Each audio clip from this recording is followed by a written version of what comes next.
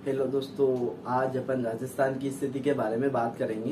यानी कि राजस्थान की स्थिति कैसी है। अब राजस्थान की स्थिति बात करने के लिए एक तो विश्व, एशिया और भारत, अपन तीनों में राजस्थान की स्थिति के बारे में बात करेंगे। ठीक है दोस्तों, इसके पहले जो नेक्स्ट वाली वीडियो थी तो मैंने उसमें आपको नामकरण और जानकारी के बारे में डिटेल से बता दिया। ठीक है दोस्तों, और आज अपन स्थिति को मानचित्र की सहायता से समझेंगे। यानी कि सभी स्टूडेंटों का ध्यान बोर्ड पे होना चाहिए, तब जाके आपको समझ में आएगा। ठीक है दोस्तों, और अधिकतर एग्जाम में क्वेश्चन यहीं से पूछे जाते हैं, यहाँ से बाहर क्वेश्चन नहीं पूछे जाते। ठीक है दोस्तों, इसलिए सभी स्टूडेंटों का ध्यान बोर्ड पे होना चाहिए। ठीक है दोस्तों, तो चलो आओ देखते हैं। तो अपन राजस्थान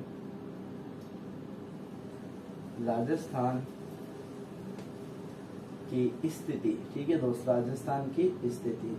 अब राजस्थान की स्थिति, ठीक है दोस्तों, अब राजस्थान की स्थिति में अपन बात करेंगे तो फर्स्ट में क्या आ जाएगा, अक्षांश। ठीक है दोस्तों, क्या दो में डिवाइड कर देते हैं। फर्स्ट में अक्षांश व देशांतर। ठीक है दोस्तों, अक्षांश देशांतर किस किस में देखेंगे अपन। मैंने पिछले वीडियो में आपको बताया था, 3 भागों में डिवाइड किया था, विश्व, एशिया और भारत। ठीक है दोस्तों, राजस्थान की स्थिति अपन इन तीनों में देखेंगे, राजस्थान की स्थिति कैसी है। तो फर्स्ट में मैंने 2 पॉइंट लिए, अक्षांश और देशांतर। ठीक है दोस्तों, अक्षांश देशांतर होता है क्या, यानी कि अक्षांश ये रेखा होती है, ये एकदम यानी कि तिरछी यानी कि आड़ी खींची जाती है। ठीक है दोस्तों, देशांतर रेखा हमेशा सीधी होती है। तो ठीक है दोस्तों, मैं आपको मैप की सहायता से समझाता हूँ कैसे देखते हैं अपन। ये आपका राजस्थान। ठीक है दोस्तों, ये आपका क्या जाता है, राजस्थान।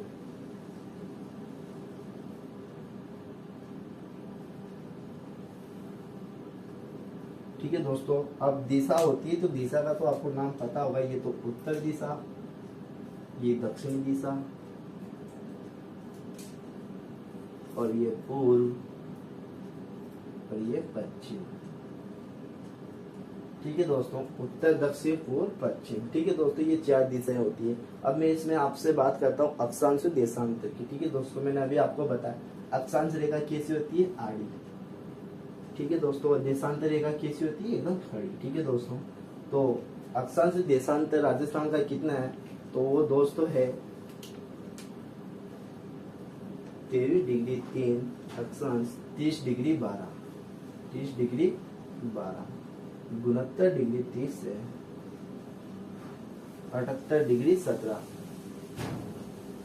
ठीक है दोस्तों, ये राजस्थान का अक्षांश और देशांतर है। पर एक्चुअली देखो दोस्तों, क्या होता है, जो राजस्थान की दिशा होती है उत्तर, दक्षिण, पूर्व, पश्चिम, ऐसा ना होकर अक्षांश ये बदल जाते हैं। अब अक्षांश कैसे बदलते हैं दोस्तों, तो देखना आप, जैसे कि यहाँ ये कौन सा, ये उत्तरी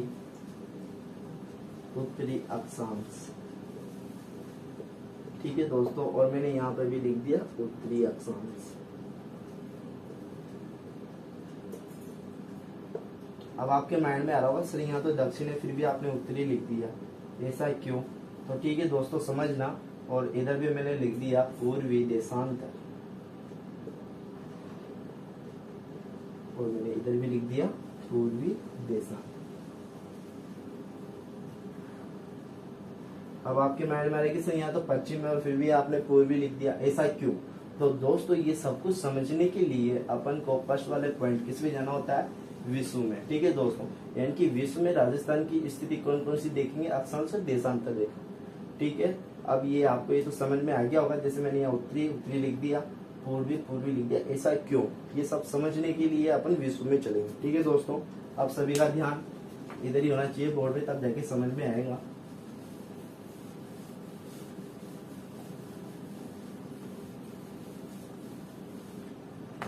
ठीक है दोस्तों, अपन विश्व में समझते हैं, यानी कि पहले फर्स्ट में ग्लोब बनाते हैं। ठीक है दोस्तों, ये 1 और ये 2। ठीक है दोस्तों, मैंने 2 ग्लोब बना लिए, और जो फर्स्ट वाला ग्लोब है तो इसमें मैं दर्शाता हूँ, यानी कि अक्षांश रेखा कौन सी होती है, अक्षांश। और अक्षांश रेखा को और क्या बोलते हैं, 0 डिग्री रेखा या भूमध्य रेखा, भूमध्य रेखा या अक्षांश रेखा, अक्षांश रेखा। ठीक है दोस्तों, ये कौन सी होगी, भूमध्य रेखा और ये अक्षांश रेखा। ठीक है दोस्तों, अब दूसरे गोलोक पे अपन ये 0 डिग्री देशांतर रेखा, देशांतर रेखा, देशांतर रेखा। ठीक है दोस्तों, अपन ने दो रेखा की बात की थी, अक्षांश और देशांतर। ठीक है दोस्तों, और इसे क्या बोलते हैं अपन, देशांतर रेखा या ग्रीनविच रेखा, ग्रीनविच रेखा। ठीक है दोस्तों, ऐसा क्यों होता है, क्योंकि ये पृथ्वी को 2 भागों में डिवाइड कर देती है। ठीक है दोस्तों, डिवाइड करने के बाद जो ये हिस्से होते हैं, इस हिस्सों के भी नाम होते हैं। जैसे इसका हिस्सा का नाम क्या हो जाता है, ये उत्तरी गोला।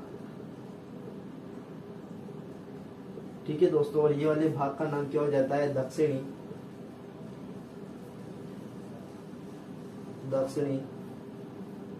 गोला। ठीक है दोस्तों, 2 तो कर दिए, तीसरा और चौथे नंबर का क्या होता है, जैसे दोस्तों ये वाली दिशा कौन सी होती है, पूर्वी, तो पूर्वी गोला, और ये पश्चिमी गोला, पश्चिमी गोला। ठीक है दोस्तों, ये 4 भागों में डिवाइड किया था अपन ने, 4 भागों के नाम दे दिए। ठीक है दोस्तों, ये वाली अक्षांश हो जाती है और ये वाली देशांतर हो जाती है। ठीक है दोस्तों, 4 भागों के अपने नाम आ जाते हैं, उत्तरी गोला, दक्षिणी गोला, पूर्वी गोला और पश्चिमी गोला।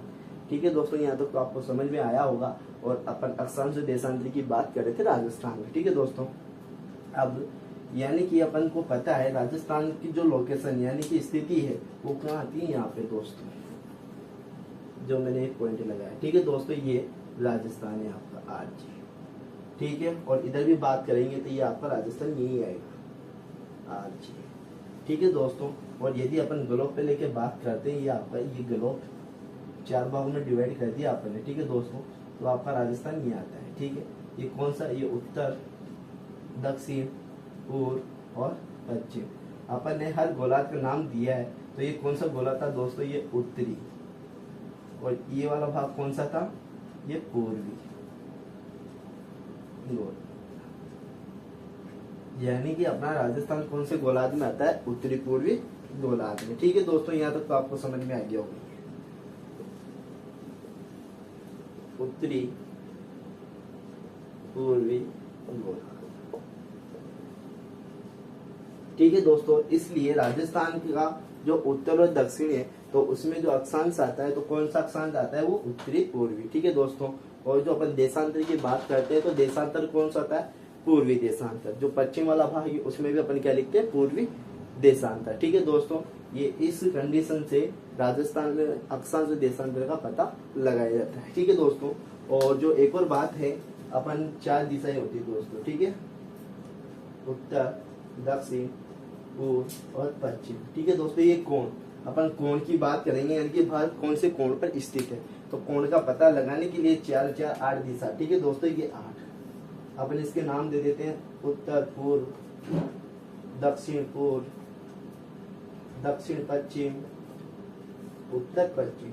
ठीक है दोस्तों, इनके भी नाम होते हैं, तो नाम क्या क्या आ जाते हैं, तो इसका नाम आ जाता है आपके पास वायु कोण। ठीक है दोस्तों, ईशान कोण, ईशान कोण, आग्नेय कोण,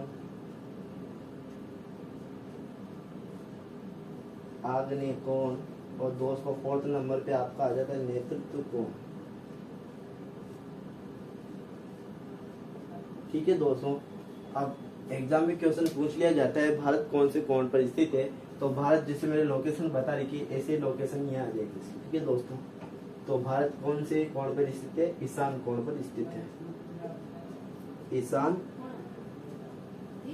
कोण। ठीक है दोस्तों, ये लो, ये आपका अक्षांश देशांतर कंप्लीट होता है। और इससे ज्यादा डिटेल में जो नेक्स्ट वाली वीडियो है, तो उसमें अक्षांश देशांतर रेखा के बारे में बताऊंगा। आज के लिए इतने खूब है दोस्तों, यदि वीडियो अच्छी लगी तो लाइक करना। ठीक है दोस्तों।